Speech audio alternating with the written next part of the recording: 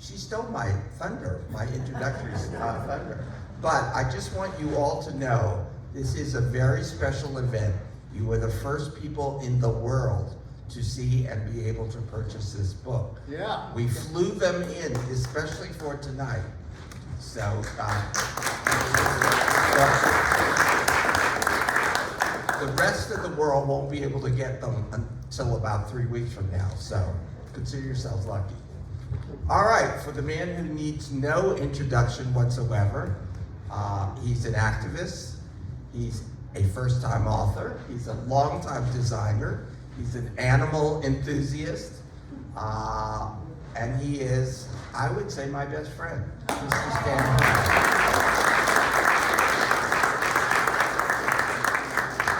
I want you to notice this gesture. I have no idea whether it's going to be uncrossed by the end of the evening. I have no idea. But the title has been wandering around in my life for a very long time. Just before we came, I thought, what am I going to say? By the way, I'm going to be reading to you from the book. I think that's where my heart is tonight, rather than just talking about myself. But this is a first for me. And at 95, wow, to have a first, I can't remember my first.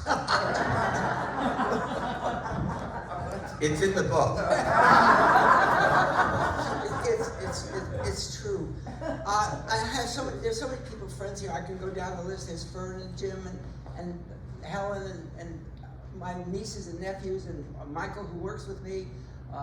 We had such a nice response to what the book is that I just will say this to you. I walked the streets of 7th Avenue, what they call the campus, in 1953. It's a long time ago. I got on the subway at 14th Street, and I got off at 14th and 7th Avenue, and I walked to 498 7th Avenue, worked in 498 7th Avenue, 550 7th Avenue, 512 7th Avenue, 530 7th Avenue.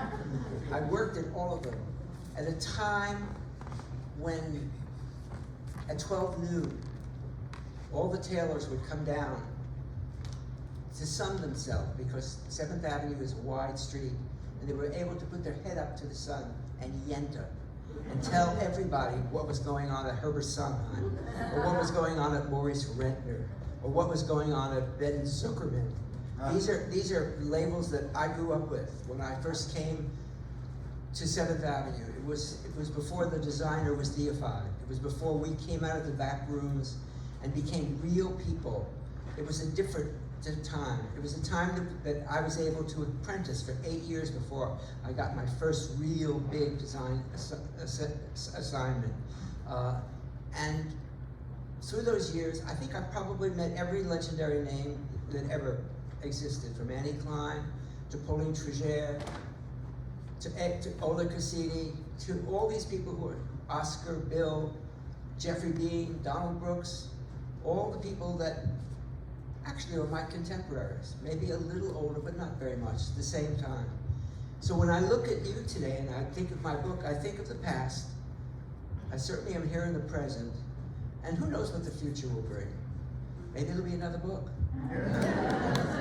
Ask me another question. I don't know how you want to do this. I could go on forever. So Stan, I know that you started this book a long time ago, and it was called Notes and Sketches. And then you put it away, you sort of trashed it, and you decided, again, many years later, to pick it up and to start all over again.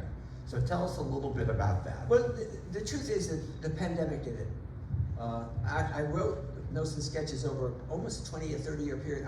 I'm one of those lucky guys. I had a great love affair in life. I lived with one man for 40 years. He died very quickly in one day. And I felt at that moment there was a book in me. He was an author, a writer, had 5 or 6 published novels. And I wrote the book over almost a 20 or 30 year period. And it was okay. I showed it to a few people, and everybody wanted more dirt. They wanted me to tell who was sleeping with who didn't want to sleep with who.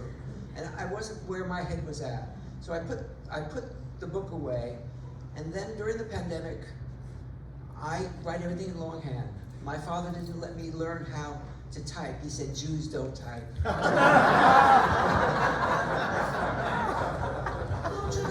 He really fucked me up. I have to tell you, he fucked me up. So I did everything longhand, and I was lucky enough that my niece, who's here, Shayna, where she's there, came and she put it on the computer. But I sat in my leather chair for almost a year and a half during COVID and wrote the book. I didn't know it was going to be a book with so many sketches and many pictures, but that's what happened. And I realized when writing it that I did have something to say. I was very influenced by a writer named Jen Morris, who was a great writer from Wales, who had just written her last book at the age of 92. And I said, God, if she can do it, I can do it. So that inspired me to start, you'll see in the beginning of the book, to start it. Unfortunately, she died just not too long ago, but I wish I could have gotten a copy to her.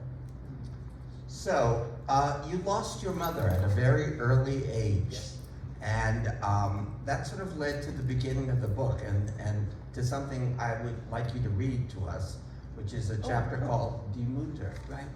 I do Which a lot of is German for the a lot mother. of interspersing of I love German and I love a lot of German music. And yes, there is the story. I'm going to read, right? Okay. Yes. Let me see. Where is it? It's only got a book. I'm sitting on. Yeah, here it is. Okay. It's called Die Mutter. Those Saturday mornings selling patterns in my father's silk shop definitely set the pattern of my fashion life. Those lanky ladies, especially those in Vogue pattern books, became my fantasy friends.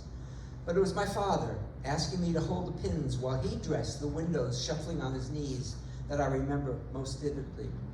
He mesmerized me by his balance and his skill, while shoelessly he arranged the waterfall of prints and plaids for every passerby shopping on forlorn Monroe Street.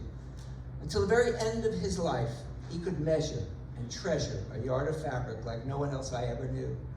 His arm length, the perfect yard measurement.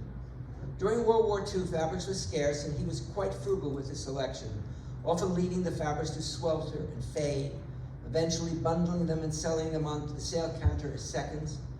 My mother's wardrobe was sewn mostly from those end cuts. Let me see if I can do this gracefully.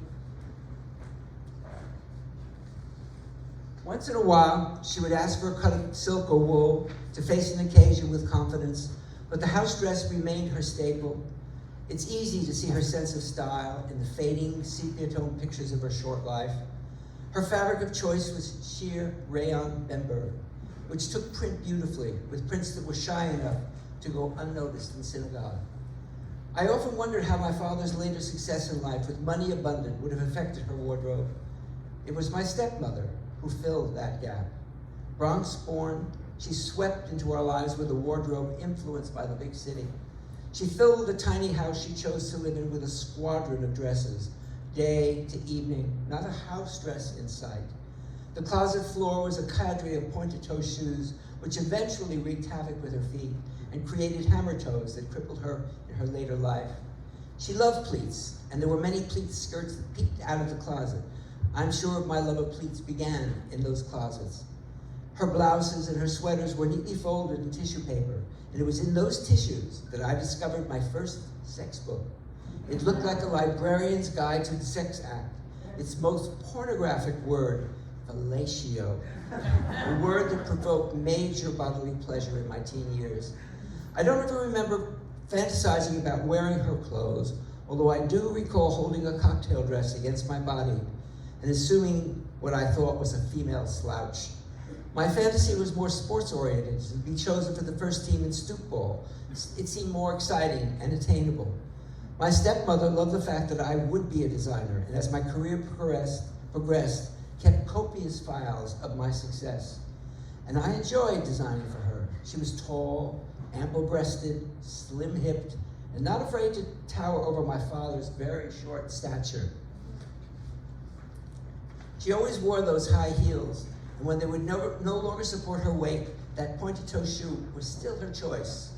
She actually looked like a Middle European opera star until she had a nose job to look more like a Herman.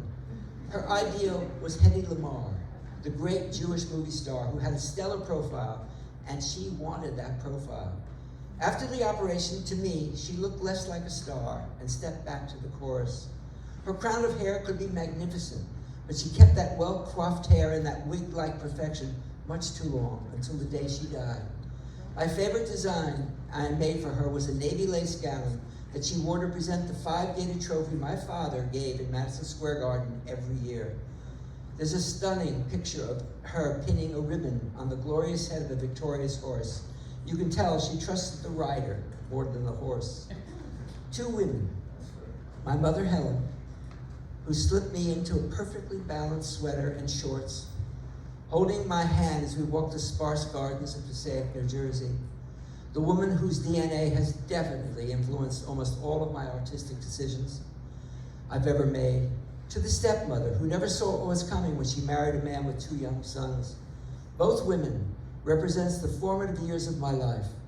Die Mutter, who still sings to me through all the German lieder I love, and the stepmother who watched the firstborn devilish child become a clothing designer. Not a doctor, not a lawyer, not a lawyer, a clothing designer. Now he's writing his memoir in his 10th decade and becoming the patriarch of his extended family. These days, when I look at the clothing I designed for QVC, I often think of my mother, the woman who sewed her own wardrobe to wear around the house, not very far from the designs I create today. Call them what you will, they're still house dresses to me.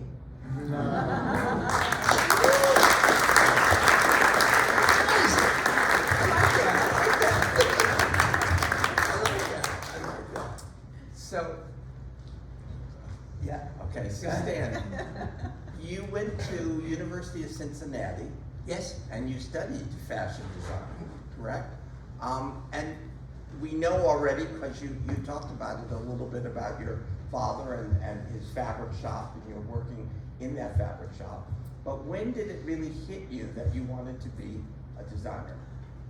You know, age is a great thing. You can look back and say, I really do remember the ladies in the Vogue, Simplicity, Advance, Butterick books.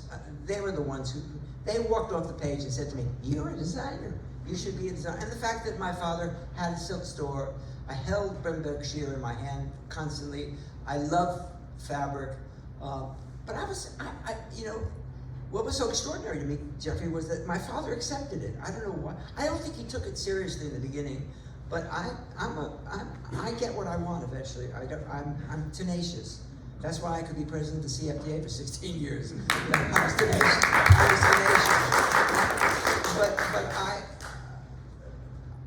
It just seemed as natural to me as playing. I'm also very good at sports, believe it or not.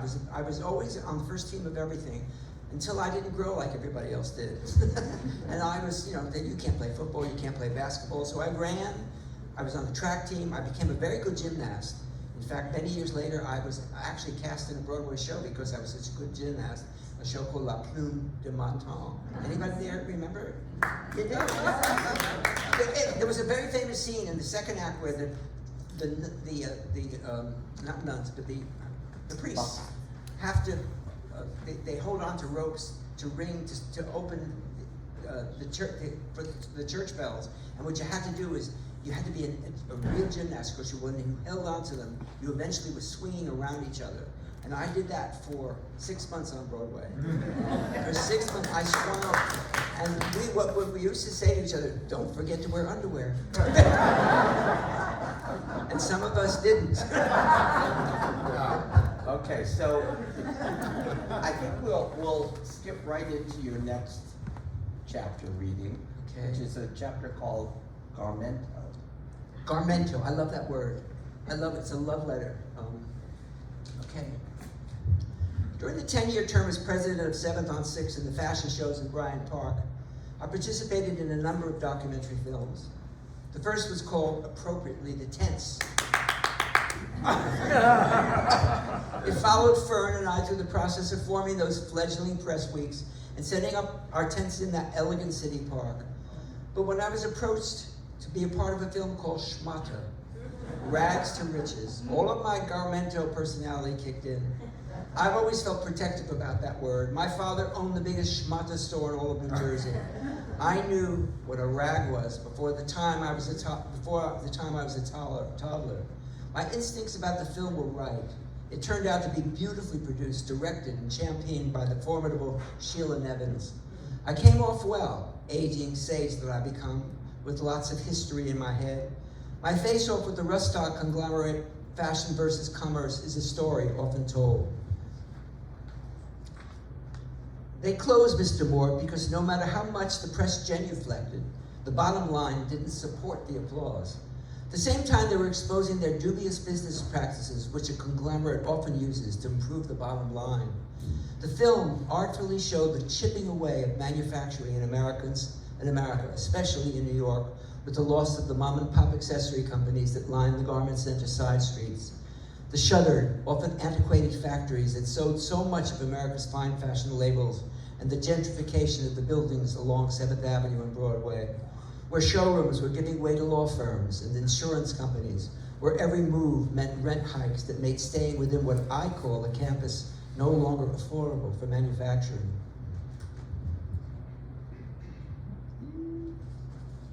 These pages are the rush to produce along the Asian Rim and compete for fast fashion at the lowest price left a void that would never again be filled. All of this to a pulsating performance of George Gershwin's Rhapsody in Blue, a score that pumped up expectation and at the same time succumbed to the inevitable. Since the film, the Garment Center has opened its arms to a phalanx of hotels, 50 and counting, restaurants that never saw an egg cream, and a coffee shop on almost every corner to keep the adrenaline running, pulsating. There are happy hour bars that, until the pandemic hit, made sex after work easily available. I've spent many years as a political activist in the city. Back in the 1970s, Mayor Lindsay put me on Community Board 5, Midtown Manhattan's most prestigious board. Even then, I was protecting 7th Avenue turf. I worked with the city for their new zoning, which was designed to protect manufacturing, the same zoning that is now being replaced because its restrictive clauses left too much unused manufacturing space. Yes, Barbara, I saw you in the back. You know all about it.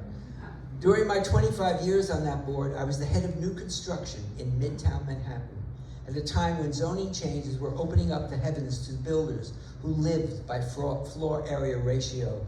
Yes, a clothing designer as the head of new construction. I was almost always on the side of the community, questioning height and bulk, trying to get amenities for that extra rental space. When the Museum of Modern Art built its adjoining skyscraper mid-block on 53rd Street and pierced the sky between 5th and 6th Avenues, the future of the cityscape changed. Every landlord looked to the heavens for their reward. And although I found myself fascinated by the new skyline of our great city, I had trouble in how it was happening. I also ran for the chairman of that board and lost by 1 vote to Joe Rose, a member of one of the city's most famous real estate families. Years later, I actually found out that Susan Rose and her husband, Eliud, were closely related to me. She was my cousin, and they were the matriarch and patriarch of the Rose family. When Donald Trump built his tower on the side of Bombatello's department store, getting permission from the city only if he protected the decorative friezes atop the store and donated them to the Metropolitan Museum, instead, he pulverized them. He also got extra floors for creating a public space as you enter, the same space now, famous for that escalator that announced his run for the presidency. He was supposed to have a large enough signage there to entice the public to use the space. And as head of the new construction, I called him out for putting out a postage-sized sign in a dark corner instead. Sorry, Jeff. It was time to move on from the community board. That's when I became active in 2 business improvement districts that I remain on to this day, and why I feel so much a part of the future of the Garment District. As the chair of CFDA, I felt it was a part of my job and an extension of our design world. In the beginning, I was part of a committee championed by my good friends Yoli, who I know is here, and Annette Lepore.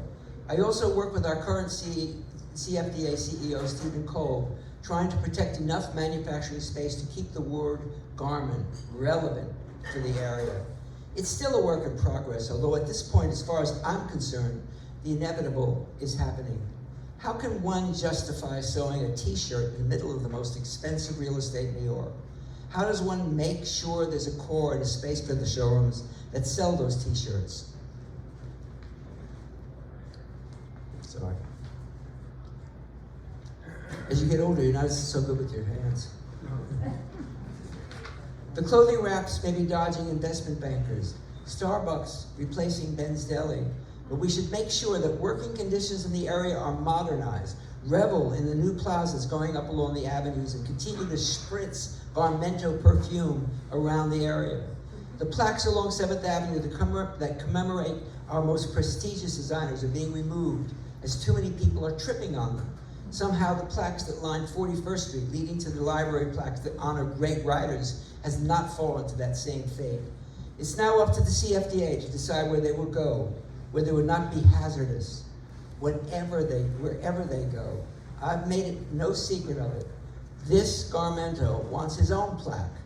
All of his schmata DNA would consider it an honor to be a permanent fixture in what's left of the Garment Center.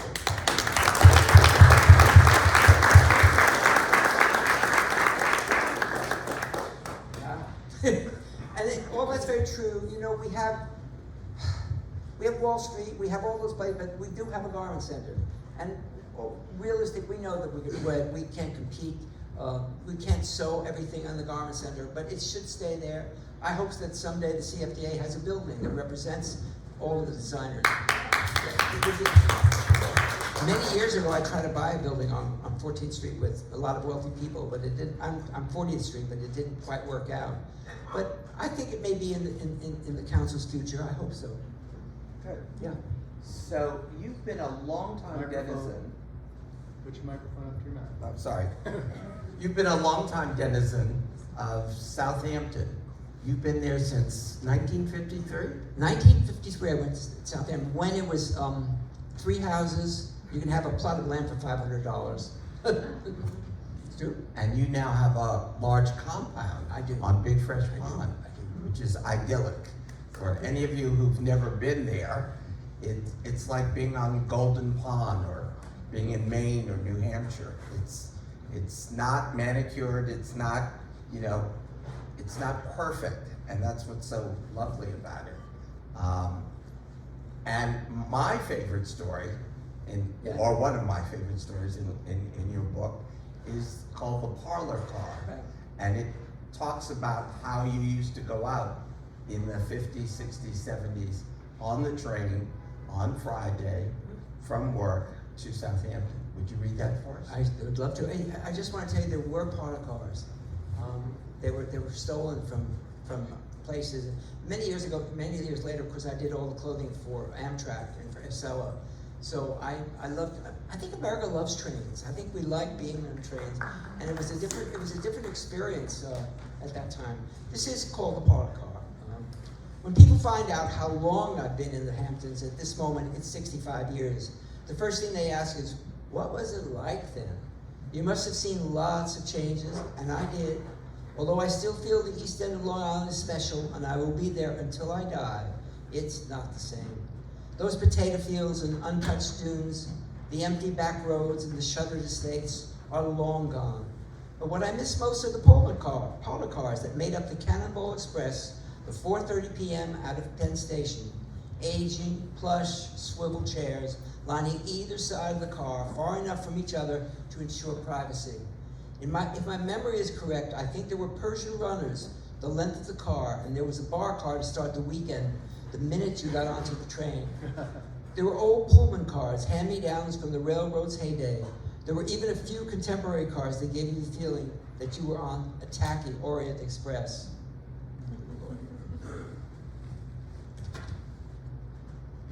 For me, those trips every weekend during the summer months, 100 miles of track from city to beach, represent the Hamptons I knew in the 50s, just the way the countryside changed as the train moved eastward, the sudden sight of duck farms in the Bariches, a quick glimpse of water when Quag appeared, all those families waiting for the breadwinners who arrived for the weekend.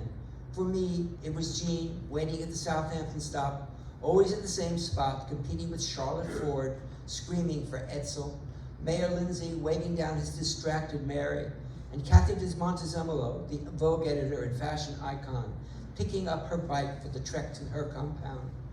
My first trips with Jean were by car, almost 5 hours from city, 4 on a good day.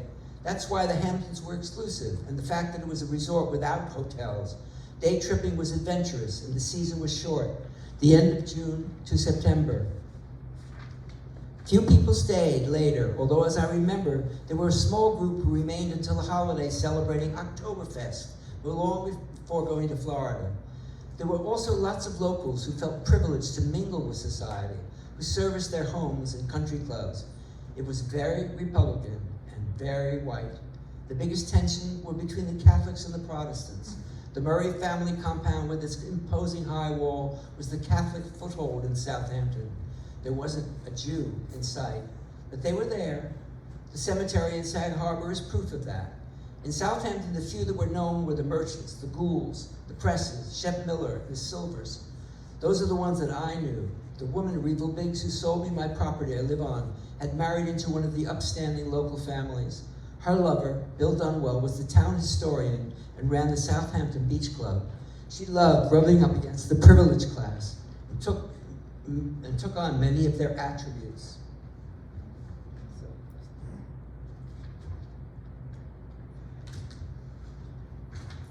She was also considered by many to have a witch-like power and played that part well at the Historical Society summer parties. She was the first person who read my horoscope, beginning a lifetime interest in astrology. She became Jean and my surrogate mother.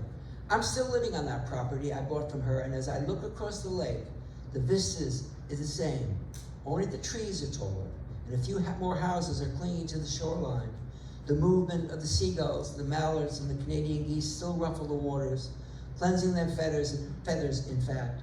Not enough has changed to drive me away from this paradise. Just a walk on the beach in the winter sun can revitalize these bones. I've watched the village of Southampton closely over these years. Downtown Job's Lane, once considered one of America's great shopping resort streets, can no longer compete for that title. The silhouettes are the same, but the shuffle of the store owners has changed. Rents have skyrocketed, and few can stay in the all-year-round business. There are a few landmark stores like the Herman My Liquor Store, rubbing up against the Carvel, antique stores that no longer have the panache of Caldwell Alexander's seminal store, and many, too many women's boutiques clothing filling the spaces that used to sell groceries. Although we've lost Bob Keene's historical bookstore and Southampton's first art gallery, we still have the country's oldest department store, Hildreth's, and I have the second oldest charge account there. Parrot's Hardware still has its squawking parrot greeting you when you enter the back way, and the great Katina family still dispenses the best meat in town and remains a democratic oasis in this Republican stronghold. Of course, there's Shippy's Pumpernickel still sizzling steaks, one of which almost killed me before my cousin Lloyd applied the Heimlich maneuver.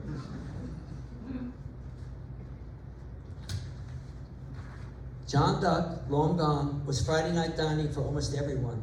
The great chef, Craig Claiborne, used to sleep off his hangover in the parking lot, in the only other Rover sedan on the East Coast. And I so often had to wake him up and tell him he was in my car. Just the other day, Silver's, the last soda fountain restaurant, closed forever. The Goulds, the Millers, and the Press family are long gone.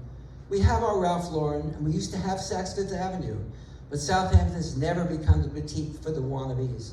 East Hampton easily takes that prize.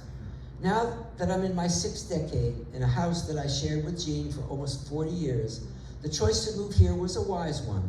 It could have been Connecticut, the Catskills, or the Hudson Valley, but it was this lake that lured us.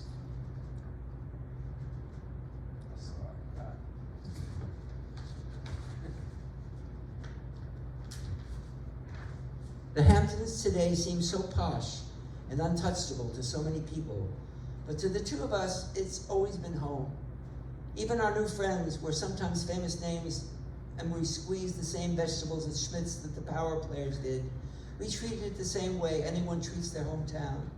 I get my mail, shop for the food, fill my car with gas, call the plumber to fix the toilet, see my brother's family for Friday night dinner, have my car washed every 2 weeks, get my 20-pound bag of bird feed with a hand gesture at Lynch's, now Fowler's, and complain about the traffic and those people sucking up the air.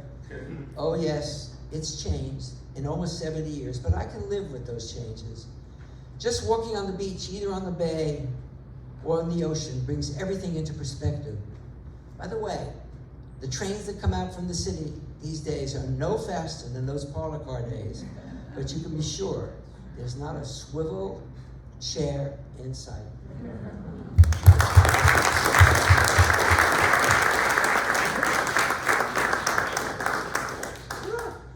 And it has changed, but you know how beautiful it is. I mean, it can refresh you every day. And people who live in New York need that refreshment, and it's been that way for me. Yeah.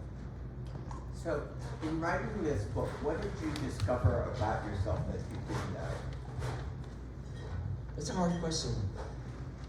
I say this, and I mean this. I learned how to really like myself. I suddenly realized that I was a good guy. I think it's a hard decision. It's hard to say, but it's true. I've had so many friends. You know, I tell the story all the time. When my father found out that I was gay, he wasn't the most sophisticated man. He wasn't a fool. And his story to me was, what's going to happen to you when you get old? You're going to be alone. There's going to be no children. There's going to be nobody there for you. You have to consider that in your life. I wish he was here today to see how many friends I have.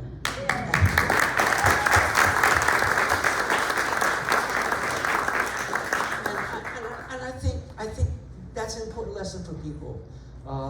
You get older, if younger people continue to be with you, it keeps you young. People say to me, how can you be designing at this point? I have an associate, Michael, who's here, makes me young. He keeps me young. He does things that are future. And he puts me to bed a little early sometimes, but still, that's the secret. Gina, my love affair with Gene was a true marriage. We didn't have the chance to get married. It wasn't in the cards for us. But Edie Windsor, whose name is on that law that gay people can get married, was one of my closest friends. And many times I thanked her, going out to dinner with her. People would genuflect around her. My life has changed. I still to this day, when I see two men or two women walking together with a little child in hand, my heart goes pitter-patter. I thought to myself, what could I have done? Would I have done that? Wouldn't I? Right, Peter? Would I have done that? I don't know. But life has changed, even though some of it is pretty crappy. It has changed. And what did you ask me? I asked you what you discovered about yourself in writing the book. Well, and I think you answered. You heard that. what it is. You heard. I think you answered that. So we're going to have you read one more story, and then we'll take some questions from the audience. And this story is the title of your book, right? Uncross Your Legs, which is kind of You provocative. know how that title started. Everybody in the room knows? I mean, it's because in a fashion show, Vern will tell you that, in a fashion show, when all the A-listers are in the front with their legs crossed, what they tend to do, those legs cover the runway, and the photographers at the end of the runway get very upset, and they scream at the people, uncross your fucking legs! So that we can see the models as they walk down the runway. And that's where it came from. And of course, it has all kinds of other meanings about it. You'll find it in the book, the last page, you can look now, this picture of my sketches of myself with my legs crossed. And I don't even know to this day if I've ever done it. So that's how it came. Uncross Your Legs is the title of it. Coming to the end of this memoir, I'm finding it hard to let go. Not because I fear endings, but more because writing it has given me a safe haven this past year, and I've enjoyed it. Though this past year was one of the most complicated I've ever lived through. I've had my first operation at the age of 91, and was one of the most likely candidates for infection during the pandemic. Then there was the shock of the exodus from New York, the city I so love, and transitioning to full-time living in the house that I always thought would be my final resting place. Somehow, the slower pace that nature demands has given me the time to write, to feed my ducks, stretch my living quarters to accommodate close friends and their dogs, rediscover the beaches, the farm stands, the best butcher in town, and where to get my shirts ironed.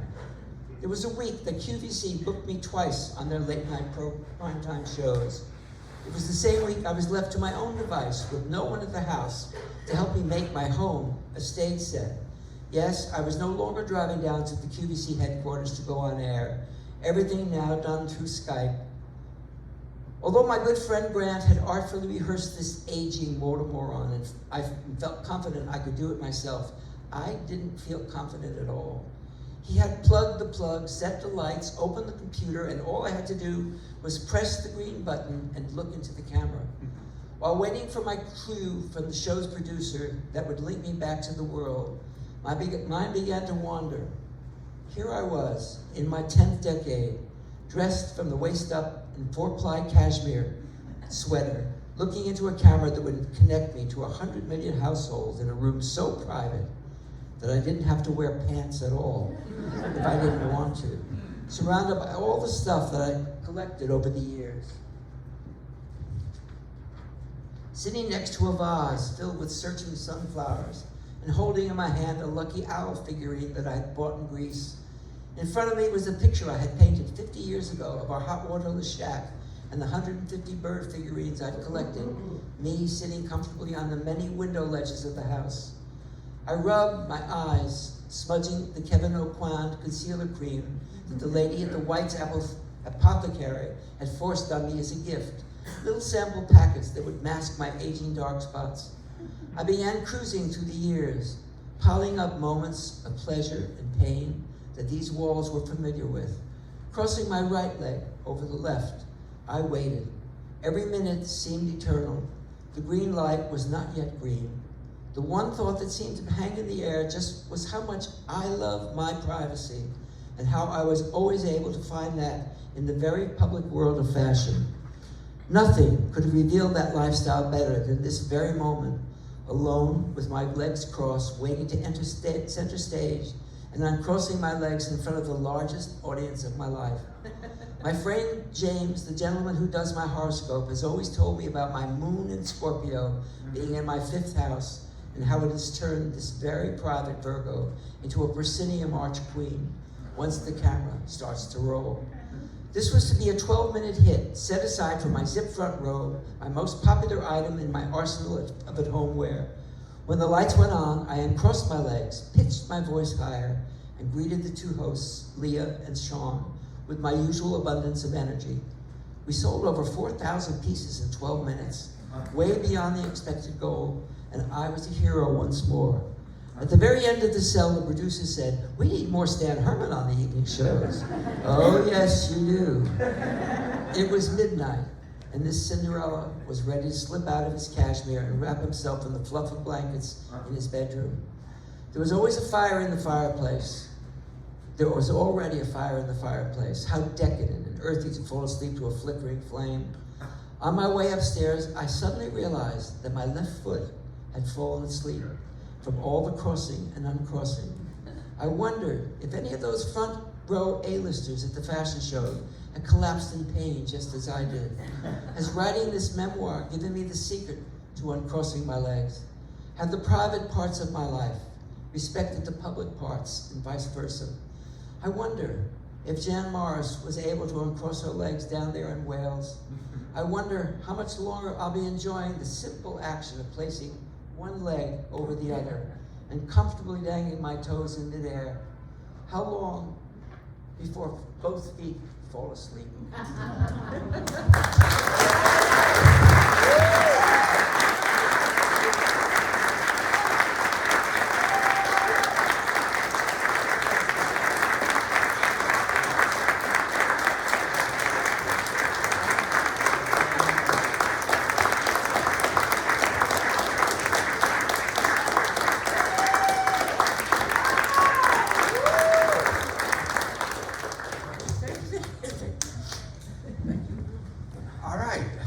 Any Standing or questions? Will you marry me?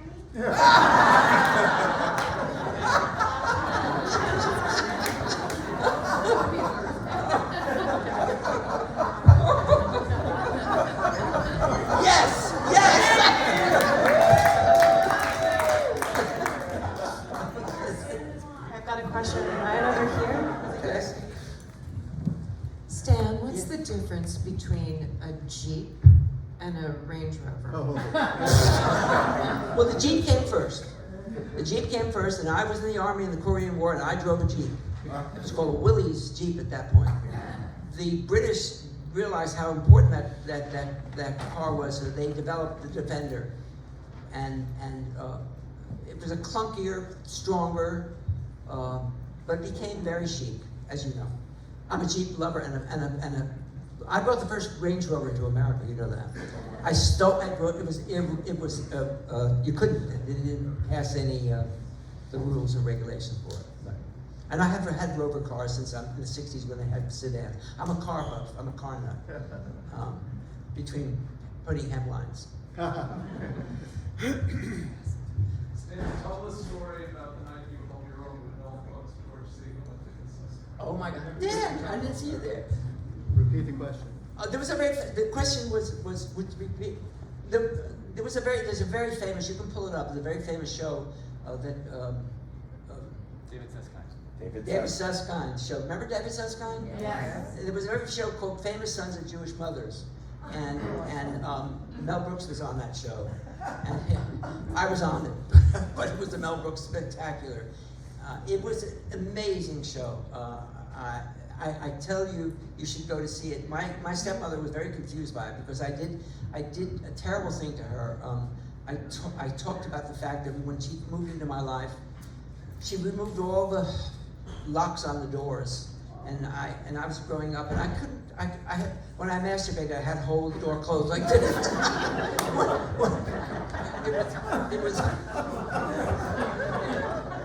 It was not an easy time. And Dan, I will tell you a very funny thing about it. Years later, I was at the Beverly Hills Hotel in the restaurant downstairs, and Mel was there. And he wasn't with his wife. He wasn't with Annie Bancroft. He was with a very beautiful young woman. And I, schmuck that I was, I walked over to him and, "Hi, Mel, how are you?" And he looked at me. He said, "Schmuck, get out of here."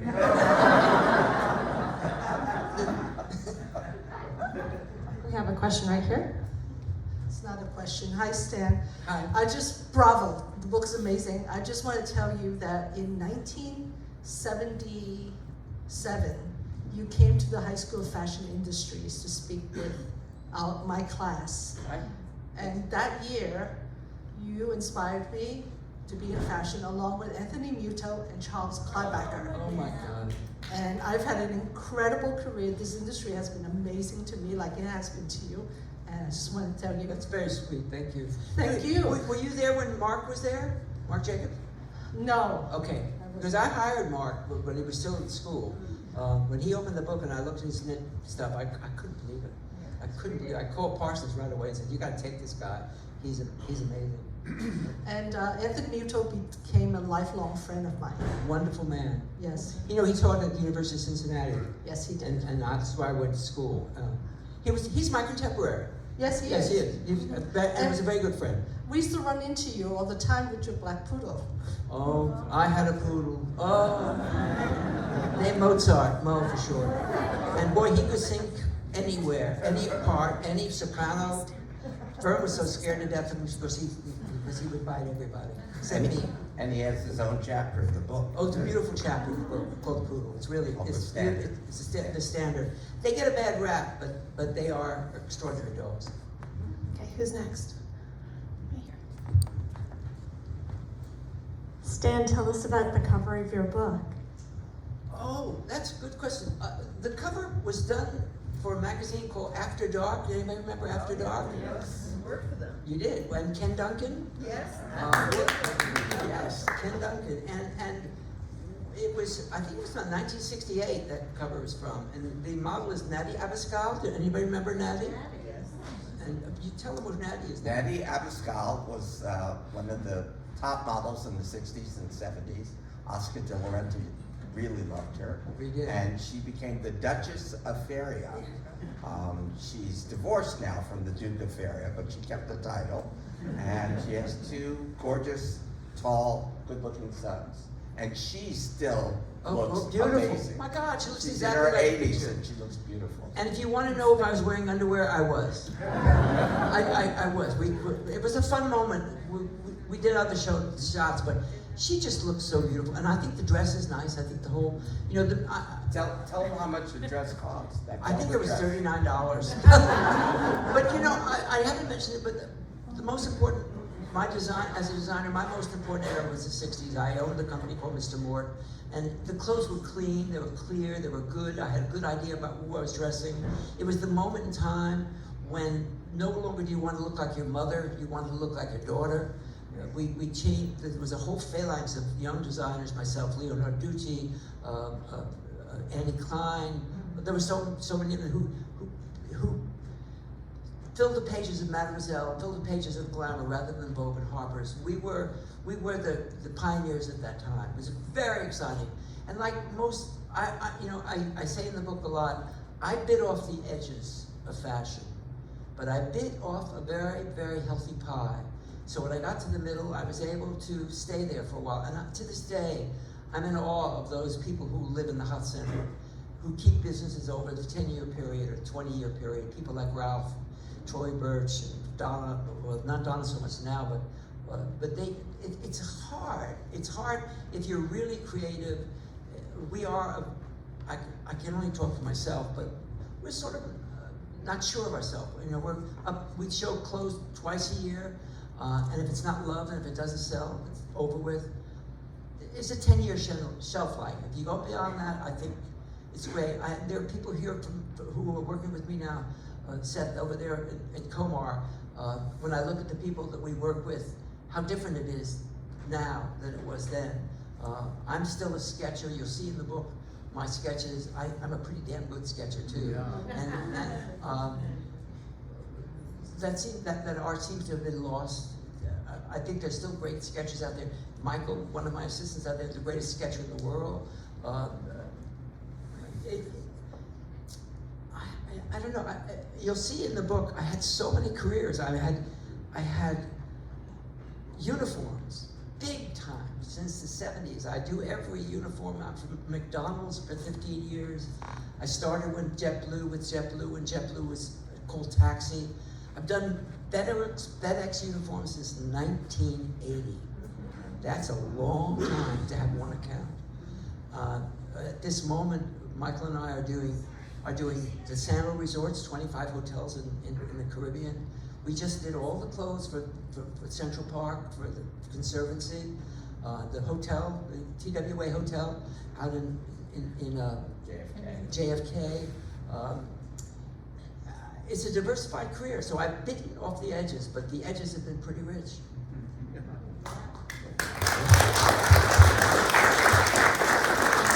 Maybe we can do one last question, close to time. Okay.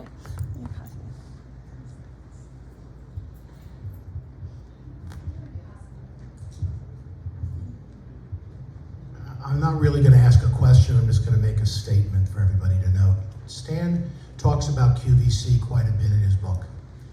And I've had the pleasure of signing the license with him 15, 16 years ago and working with him throughout. I want everyone to know that the people at QVC love him.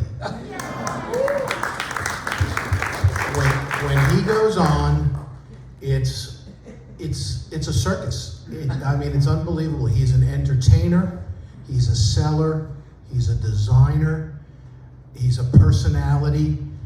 We get reviews that we see, and they want to talk more about Stan than they want about the product. So he's beloved there, and they want him to be there as long as he wants to be there. So I congratulate him on that. Thank you.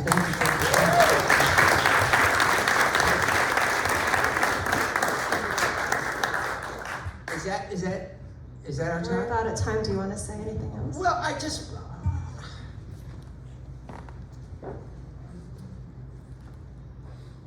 say to everybody, and this sounds so corny, life is so short, even though mine has been long. I am so lucky. This is a wonderful night for me. To see